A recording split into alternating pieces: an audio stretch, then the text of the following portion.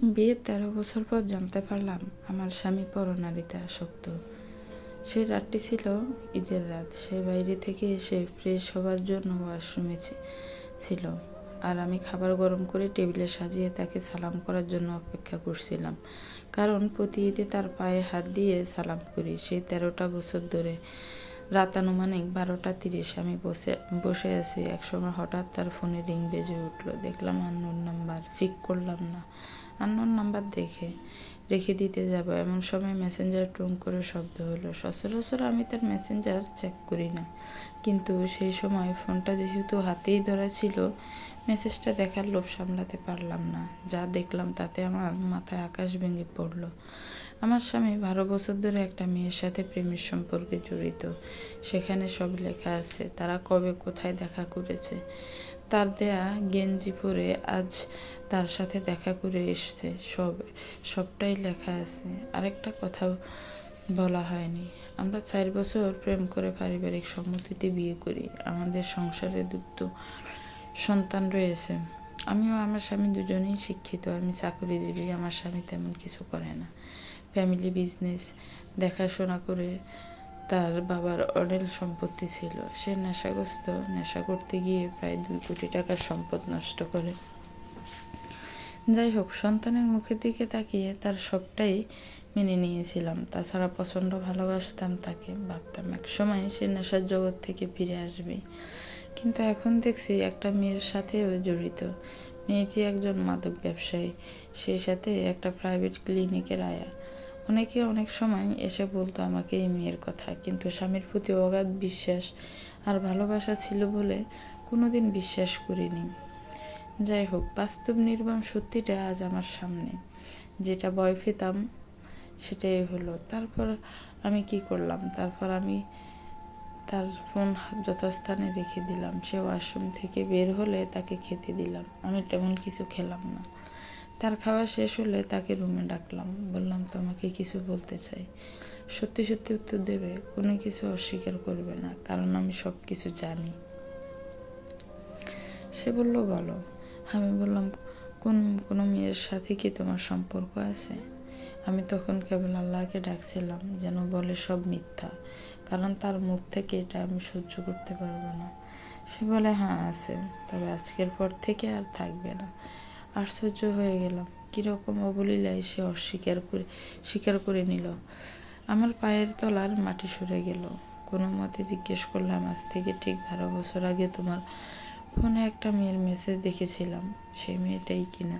সে বলল, হ্যাঁ সে মেয়েটাই। আমার চারিদিকে অন্ধকার হয়ে গেল। নিজেকে কোনো মতে সামলাতে পারলাম না, তবুও যতটা সম্ভব ঠান্ডা হয়ে তার ফোনটা নিয়ে তার সামনেই মেয়েটাকে ফোন দিলাম। তখন রাত প্রায় 2টা বাজে। রিং হতে ওপাশ থেকে একটা ছেলে ফোন ধরল। বলল, এটা কি নাদিয়ার নাম্বার? লোকটা বলল, হ্যাঁ। বললাম, আপনি কে? বলল, আমি তার স্বামী। বললাম, আপনি কি জানেন আপনার বউ একজনের সাথে প্রেম করে, নাকি নিজের বউকে বিক্রি করে দিয়েছেন? লোকটা বলল, কি যা তা বলছেন? এটা বলতেই আমার হাজবেন্ড আমার হাত থেকে ফোনটা নিয়ে আছাড় মেরে ভেঙে চুরমার করে ফেললো, আর আমাকে 2টা লাথি মেরে বিছানা থেকে নিচে ফেলে দিল। আমি কিছু না বলে আস্তে করে রুম থেকে বের হয়ে আসলাম। চলে গেলাম রান্নাঘরের দিকে। সে সময় মনে হয় কাঁদতে ভুলে গিয়েছিলাম। বুকটা পাথর। দেয়ালে হেলান দিয়ে বসে পড়লাম। মনে পড়তে লাগলো সেই সব পুরনো দিনের কথা।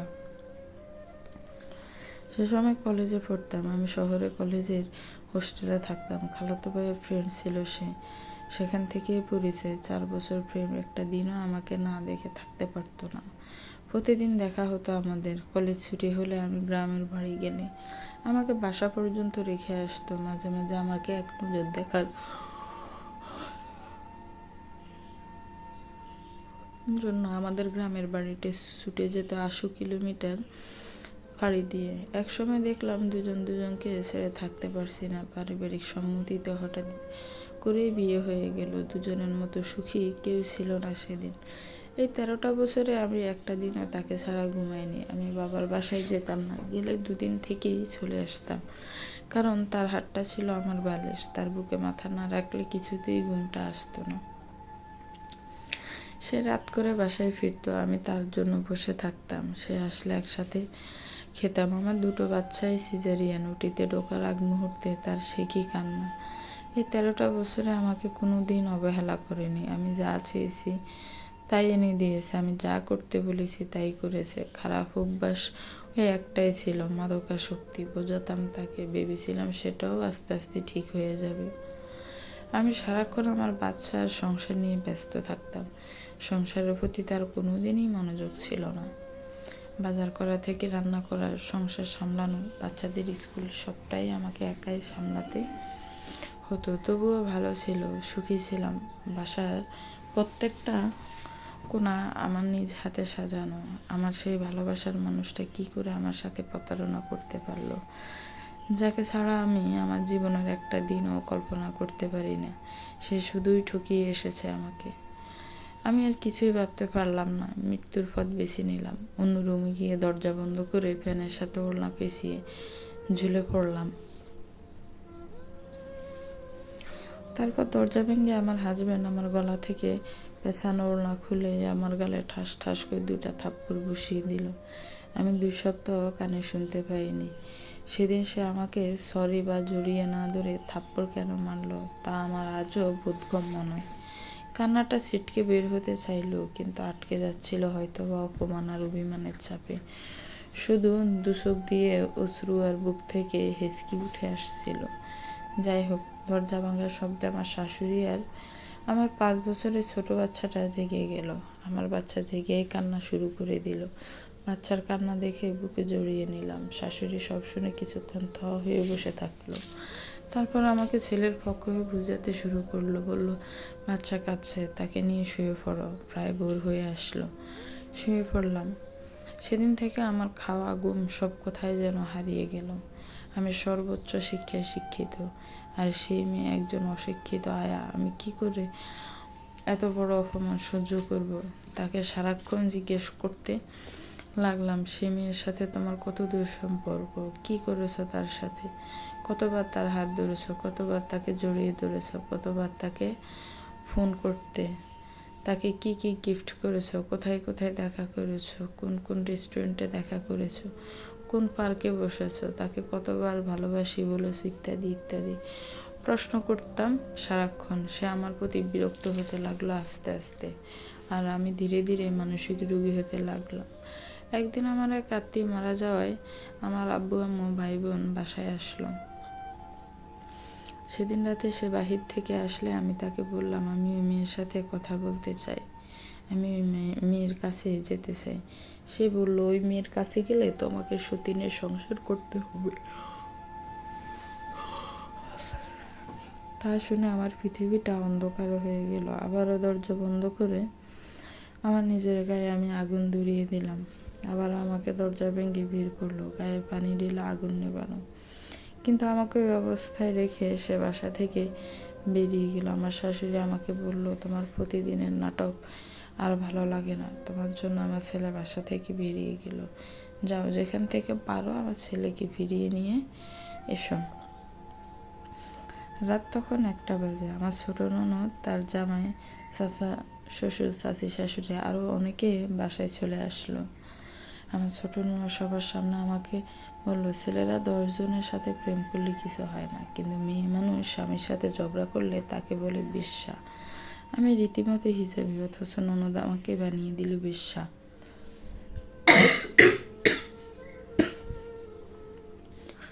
যাই হোক, সেই রাতে শাশুড়ির কথা মতো বাইকে নিয়ে বেরিয়ে পড়লাম তাকে খুঁজতে। তার কিছু ফ্রেন্ডের কাছে ফোন করে তার খোঁজ পেলাম। সে কিছুতেই বাসায় আসবে না। তাকে সরি বলে বললাম, আর ওই মেয়েকে নিয়ে কোনো কথা বলবো না, বাসায় চলো। অনেক বুঝিয়ে রাত প্রায় 2টায় বাসায় নিয়ে আসলাম। সব আত্মীয় স্বজন বুঝাতে লাগলো, কি করবা, 2টো বাচ্চা আছে, তাদের মুখের দিকে তাকিয়ে সব মেনে নাও, বাচ্চা 2টোকে মানুষ করো। আমি কোনো কথা না বলে শুয়ে পড়লাম। সব কিছু আগের মতো, সংসার, বাচ্চা, তাদের স্কুল। কিন্তু ভেতরের আগুনটা কিছুতেই নেবে না। একদিন ডিসিশন নিলাম, তার সাথে আর থাকবো না। শুধু নিজের সার্টিফিকেটগুলো নিয়ে এই বাসা থেকে চলে যাব। তার বাচ্চাদের সে একা মানুষ করুক, এটাই তার শাস্তি।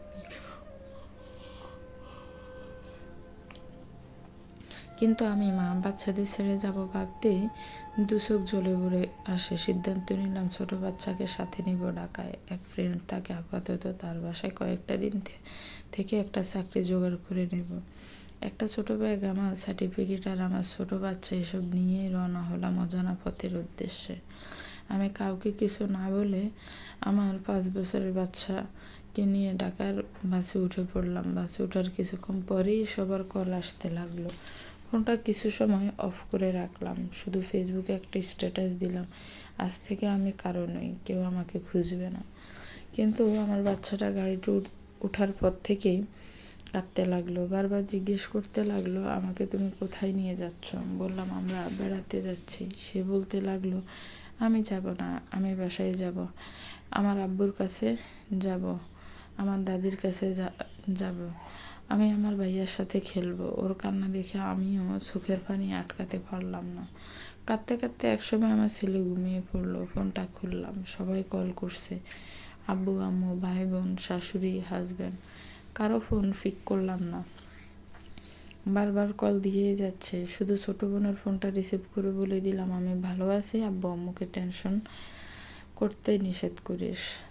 তার এত বড় অন্যায় মেনে নিয়ে তার বাসায় থাকা সম্ভব না বলে লাইনটা কেটে দিলাম। সারাটা রাস্তা চোখের পানিটা আটকাতে পারলাম না। বাসের লোকজন বারবার ঘুরে ঘুরে তাকাচ্ছে আর চোখে, তবুও নিজেকে সামলাতে পারছি না। মনের ভিতরে তোলপাড় শুরু হয়ে গেছে। নিজের তিল তিল করে সাজানো সংসার, ভালোবাসার মানুষ যাকে ছাড়া আমার ঘুম আসে না, তাকে ছেড়ে, আমার আরেকটা সন্তান, তাকে ছেড়ে আমি থাকবো কেমন করে? তবুও আর কোনো কম্প্রোমাইজ নয়, কিছুতেই তার বাসায় ফিরবো না আমি। ঢাকায় পৌঁছে ফ্রেন্ডকে বললাম কিছুদিন থাকবো, একটা চাকরি জোগাড় করে দিতে হবে। সে হেসে বলল, তা তোমার যতদিন মন চায় থাকো, অভিমান কমলে চলে যেও। কিন্তু সমস্যায় পড়লাম আমার বাচ্চাকে নিয়ে। সে কেঁদেই চলেছে, একইভাবে কিছুতেই থাকবে না এখানে। সারাটা দিন কাঁদলো, কিছুই খাওয়াতে পারলাম না, একটানা কেঁদে যাচ্ছে। কি করব কিছুই বুঝতে পারছি না। বিকেলের দিকে আমার বাচ্চার মুখটা কেমন যেন প্যাকাশে হয়ে পড়লো। আমি ভয় পেয়ে গেলাম। মনে হতে লাগলো আমি কি নিজের জেদ বজায় রাখতে আমার ছোট্ট বাচ্চার কচি মনে খুব বেশি আঘাত দিয়ে ফেলছি। নিজেকে খুব অসহায় মনে হতে লাগলো। এদিকে সবাই অনবরত কল করেই চলেছে। আমার হাজব্যান্ড মেসেজ দিয়েছে, তুমি ফিরে এসো, তুমি ছোট্ট বাচ্চাকে নিয়ে কোথায় গিয়েছো? তুমি যা বলবা তাই হবে, তুমি ফিরে এসো, আর না হয় বলো কোথায় আছো, আমি নিতে আসছি। এদিকে সন্ধে হতেই আমার বাচ্চা নিস্তেজ হতে লাগলো। আমি প্রচণ্ড ভয় পেয়ে গেলাম। ডাক্তারের কাছে নিতে ডাক্তার বলল, বাচ্চা যা চাই তাই করুন, তা না হলে মারাত্মক ক্ষতি হতে পারে। মা হয়তো দুনিয়ার সবচেয়ে বেহায়া প্রাণী। বাচ্চাকে বললাম, চলো বাবা, আমরা এখনই বাসায় ফিরে যাব। সেদিন রাতে বাসে উঠে পরদিন ভোরে বাসায় ফিরে আসলাম। আবার সব কিছু আগের মতোই চলতে লাগলো। বাচ্চা, সংসার, বাচ্চাদের স্কুল, সব কিছু আগের মতোই। এর মাঝে ফিরিয়ে গেল কয়েক সপ্তাহ, কিন্তু আমি কিছুতেই স্বাভাবিক হতে পারলাম না। একদিন রাতে তাকে জিজ্ঞেস করলাম, আচ্ছা তুমি কি ওই মেয়েটাকে ভালোবাসো? সে বলল, ভালোবাসতাম হয়তো। বললাম, তাকে কি চিঠি লিখতে? বলল, চিঠি লিখেছি কয়েকটা। বললাম, কি লিখতে? ভালোবাসি? বলল, হ্যাঁ এমনটাই লিখতাম। বললাম, তাকে জড়িয়ে ধরেছ? বলল, ধরেছি কয়েকবার। তার এসব শুনে আমি নিজেকে সামলাতে পারলাম না। আমার শ্বাসকষ্ট শুরু হয়ে গেল। একসময় অজ্ঞান হয়ে গেলাম। সকালে জ্ঞান ফিরলে সিদ্ধান্ত নিলাম মেয়েটার সাথে দেখা করব। সেদিনই দুপুরে আমার এক দেবরকে সাথে নিয়ে মেয়েটার যে ক্লিনিকে চাকরি করে সেখানে গেলাম। প্রথমে মেয়েটি আমার সাথে দেখা করতে চায়নি, পরে রাজি হলো। মেয়েটিকে দেখে আরও অবাক হলাম।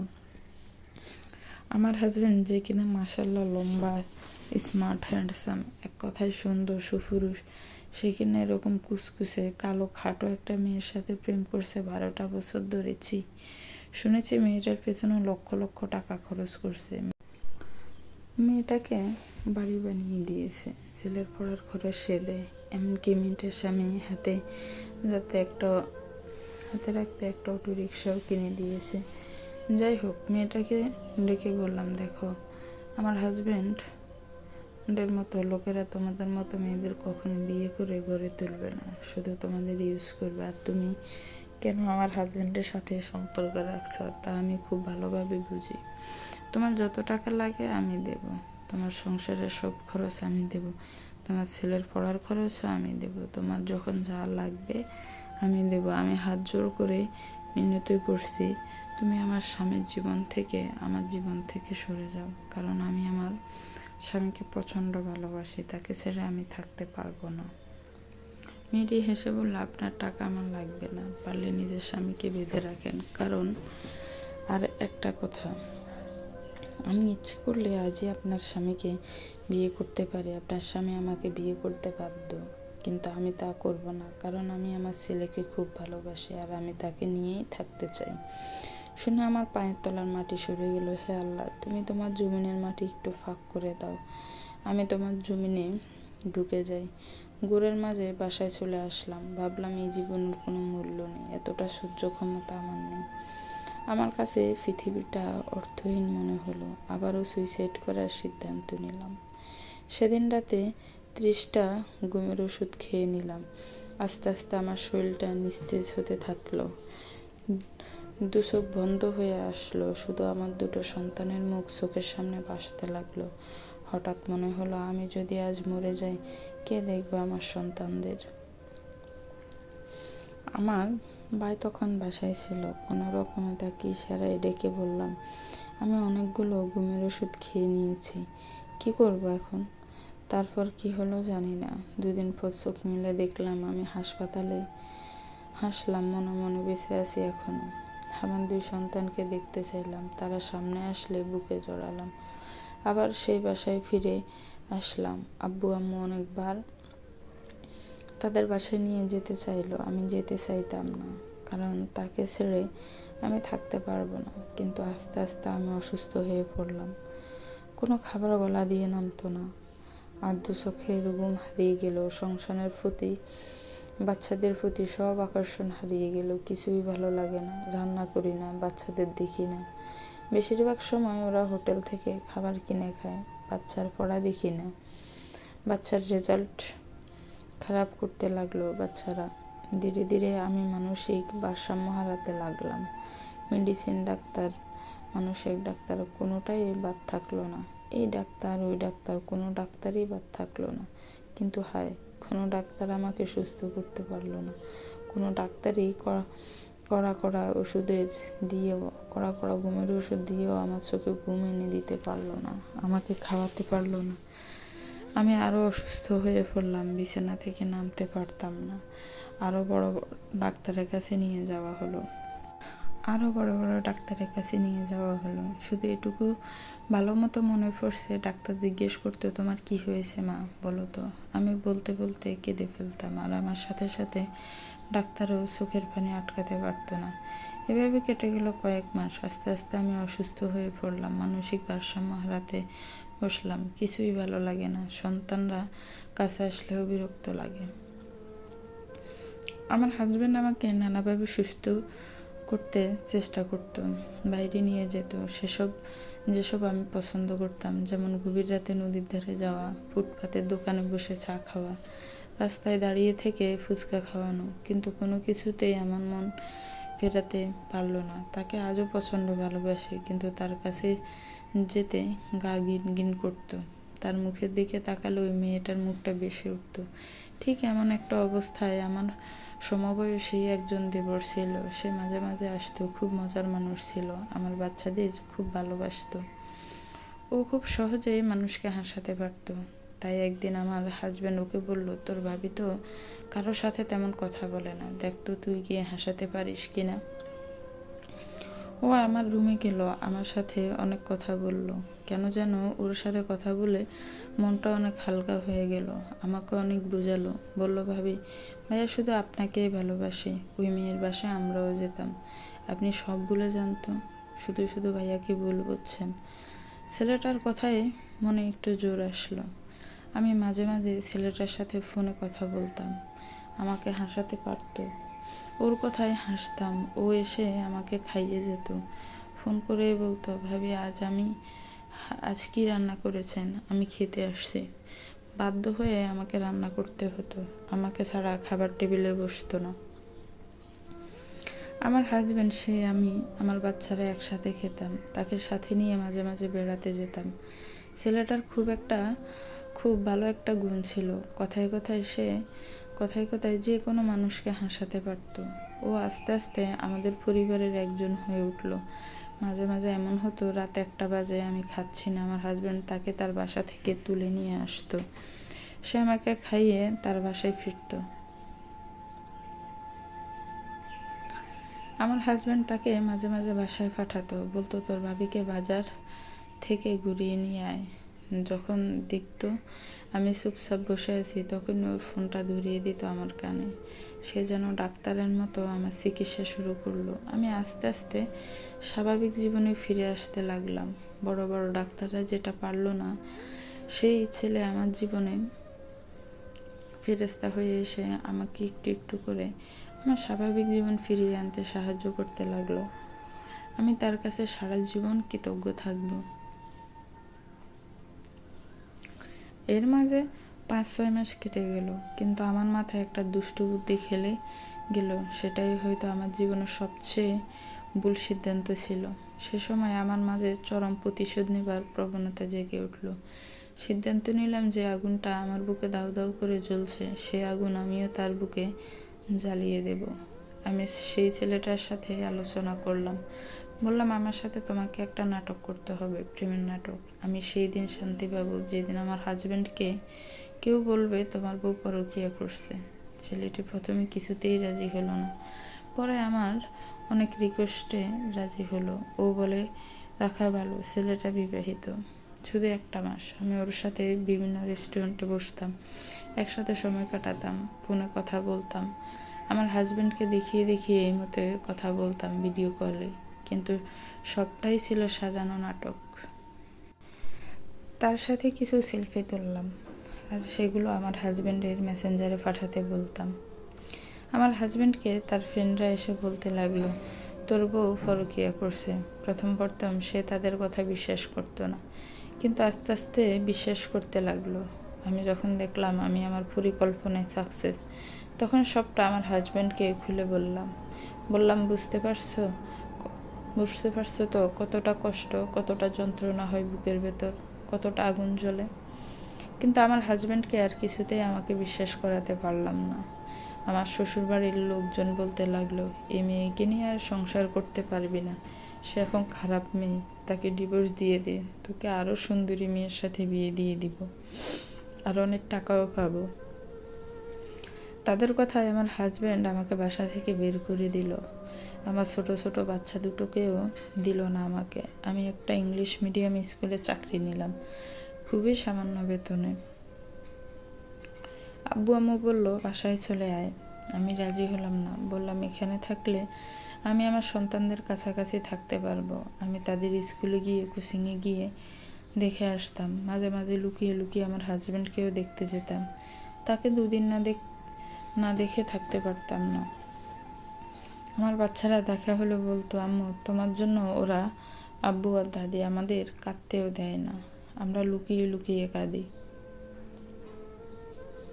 কথাটা শুনে বুক ফেটে যেত। বেহায়ার মতো ফোন করে বলতাম, আমি কিছু করিনি, প্লিজ আমাকে বাসায় আসতে দাও। আমি কাজের মেয়ের মতো থাকবো, তবু আমার সন্তানদের কাছে থাকতে দাও। সে বলল, এক শর্তে বাসায় ঢুকতে দেব, ওই ছেলেকে সবার সামনে তার গালে চড় মারতে হবে, আর তার নামে থানায় কেস করতে হবে, মামলা দিতে হবে, সে তোমাকে ডিস্টার্ব করে, আর 2 লাখ টাকা হাতিয়ে নিয়েছে, এটাও বলতে হবে। আমি বেহায়া মা, সবচেয়ে বেহায়া প্রাণী হলো মা। সন্তানের মুখের দিকে তাকিয়ে বললাম, তোমার সব শর্ত মানব, আমাকে আমার সন্তানদের কাছে যেতে দাও প্লিজ। যদিও নিজের মাঝে অপরাধবোধ কাজ করছিল, কারণ সেই ছেলের তো কোনো দোষ ছিল না। সে যা করেছে আমার কথাই করেছে। বড় কথা, সে আমাকে নতুন জীবন দান করেছে। আমি কি করে তার এত বড় ক্ষতি করব?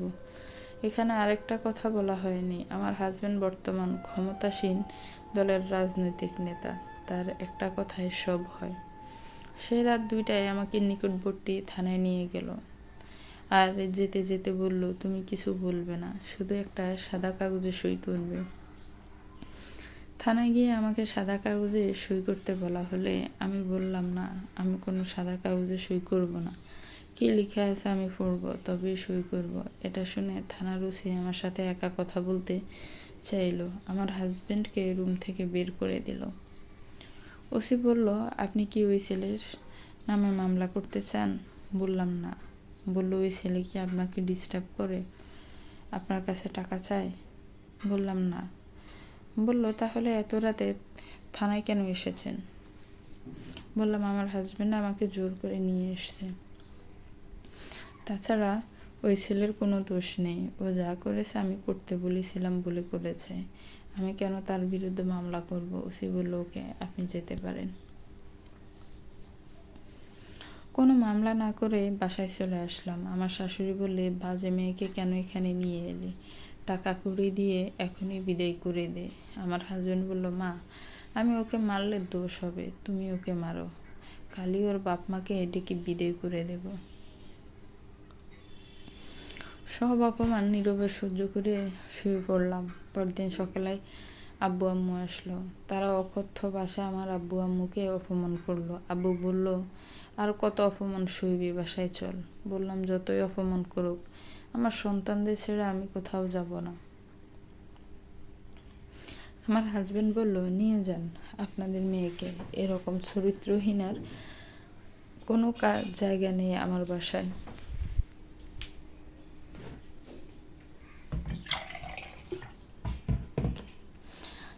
আবার আমাকে বাসা থেকে বের করে দিল। আমি আমার এক আত্মীয়র বাসায় থাকতে লাগলাম। চুপ করে ফোন দিয়ে আমার বাচ্চারা ফোন দিত আর কেঁদে কেঁদে বলতো, আম্মু তুমি বাসায় এসো, সামনে আমার পরীক্ষা, কে পড়াবে আমাকে? কষ্টে বুকটা ফেটে যেত। আবার বেহায়া হয়ে ফোন দিয়ে বললাম, আমাকে একটা মাস তোমার বাসায় থাকতে দাও, আমার ছেলের পিএইচডি পরীক্ষা, আমাকে ওর দরকার। আমি তোমার মায়ের পায়ের তলায় পড়ে থাকবো, তবুও এ সময় আমার ছেলের জীবনটা নষ্ট করো না। সে কিছুতেই রাজি হলো না। তবুও আমি জোর করে শুধু আমার ছেলের জন্য বাসায় ঢুকে পড়লাম। তারা মা ছেলে আমার সাথে চরম দুর্ব্যবহার শুরু করলো। একদিন বাসায় বিরিয়ানি রান্না করলো আমার শাশুড়ি। তার 2 মেয়ে, জামাই আর ছেলেকে একা ডেকে খাওয়ালো। শাশুড়ি থাকতো অন্য ফ্লোরে, আমি নিচতলায় থাকতাম। কিন্তু আমার সাথে কোনো কথা বলল না, বা খেতেও বলল না, বা কোনো খাবারও পাঠালো না। আমি সেদিন কিছুই খেলাম না। রাতে আমার আম্মু ফোন দিয়ে জিজ্ঞেস করলো, কি খেয়েছিস? শুনে কান্নাটা আটকাতে পারলাম না, বলে ফেললাম সব। কথাটা মনে করে আমার মা আজও কাঁদে। বলে, বাসায় কুকুর বিড়াল থাকলে তো মানুষ না খাইয়ে রাখে না, আর তারা তোকে না খাইয়ে রাখলো।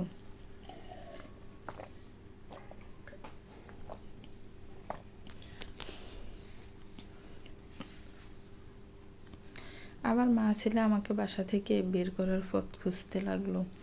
একদিন সন্ধ্যা হঠাৎ বলে উঠলো, আমার নাকি মোবাইল বিল 6,000 টাকা। এটা কি করে সম্ভব? বলতে আমার হাজব্যান্ড আমার মুখে নাকে ঘুষি মারতে লাগলো। আমার নাক মুখ ফেটে রক্ত বের হতে লাগলো। আমি চিৎকার করে কাঁদতে পাড়ার মানুষ অনেকেই এসে গেল। আমার শাশুড়ি বলতে লাগলো, কি এমন মেরেছে আমার ছেলে, তোমার হাত পা তো ভাঙেনি।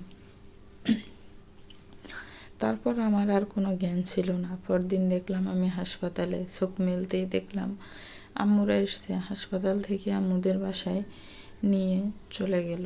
বাসায় গিয়ে সবাই ডিভোর্সের জন্য প্রস্তুতি নিতে লাগলো, কিন্তু আমি তাদের কোনো কথা না শুনে আমার হাজব্যান্ডের বাসায় চলে আসলাম। সে শর্ত আরোপ করলো, আমাকে বাসায় বন্দি থাকতে হবে, মোবাইল ব্যবহার করা যাবে না, স্কুলের চাকরি ছাড়তে হবে, আমার কোনো আত্মীয় স্বজনের সাথে কোনো প্রকার যোগাযোগ রাখা যাবে না, আমার সন্তানের ভবিষ্যৎ ভেবে আর তাকে এটার জন্য তার সব শর্ত মেনে নিয়ে সবটুকু আত্মসম্মান জলাঞ্জলি দিয়ে তার বাসায় শুধু আমার সন্তানদের জন্য পড়ে আছি। তার বাসায় যেখানে আমার কোনো স্বাধীনতা নেই। আমি তার আর তার মায়ের হুকুমের গোলাম মাত্র। তার মাঝে সুখ এটুকুই, আমি আমার সন্তানদের কাছে আছি। শুধু ভাবি, এই এতটা বছরে তার কত শত অপরাধ আমি ক্ষমা করেছি, আর সে আমার 1 মাসের একটা নাটক মেনে নিতে পারে না। এটাই হয়তো একজন পুরুষ ও নারীর জীবনের পার্থক্য। গল্পটি কেমন লেগেছে কমেন্টস করে জানাবেন, গল্পটিতে একটি লাইক দিবেন, আর আমার চ্যানেলটাকে প্লিজ সাবস্ক্রাইব করবেন। যারা অলরেডি সাবস্ক্রাইব করে রেখেছেন তাদেরকে অসংখ্য ধন্যবাদ। আসসালামু আলাইকুম।